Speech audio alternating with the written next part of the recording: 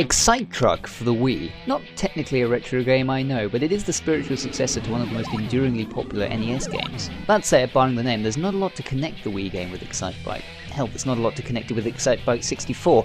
Despite this though, Excite Truck is a pretty good game in its own right.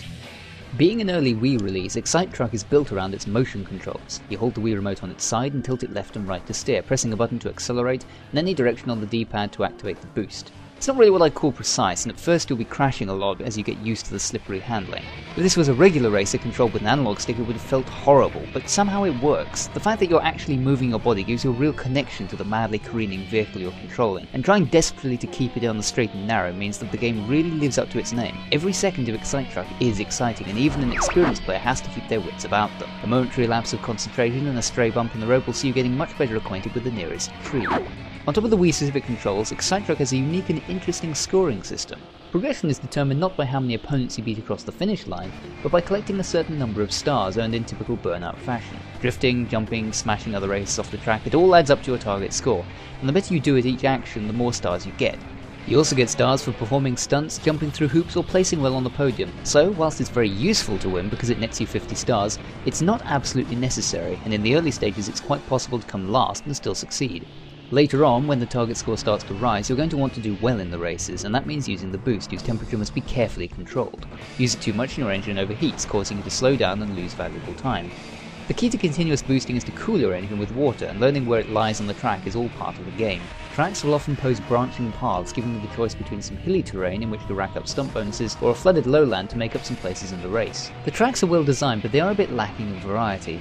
Each is set in one of 6 different countries, but with no national landmarks to speak of.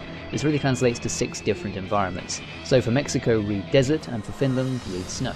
Despite this, each has its own character via the scripted events. These are triggered by running through special pickups on the track which deform the landscape ahead and open up shortcuts and more opportunities to score stars. The vehicle design is decent and there are a good number to choose from, each with its own stats that cater to a host of different driving styles. Whether you're good for scoring stars in the air or on the ground, you'll find something to suit you, and the unlockable paint goals for each gives a motivation for completionists to put each through its paces. There's a lot to keep you busy in Excite Truck, with the main campaign offering seemingly endless hours of racing. Yes, you are going to be playing the same tracks over and over with increasingly harsh star requirements, but I was so enthralled by the gameplay that it didn't bother me.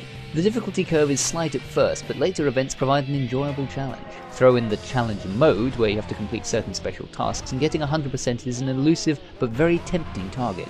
With such an excellent single-player experience, it's a shame that Excite Truck's multiplayer is so lackluster. Only 2 players are supported, and the lack of AI races to compete with strips the game of a lot of its thrill. With only 2 trucks on the track, the stars earned from finishing in front of the other player become much more useful than any others, so doing the risky things that make the game fun just isn't worth the slim reward.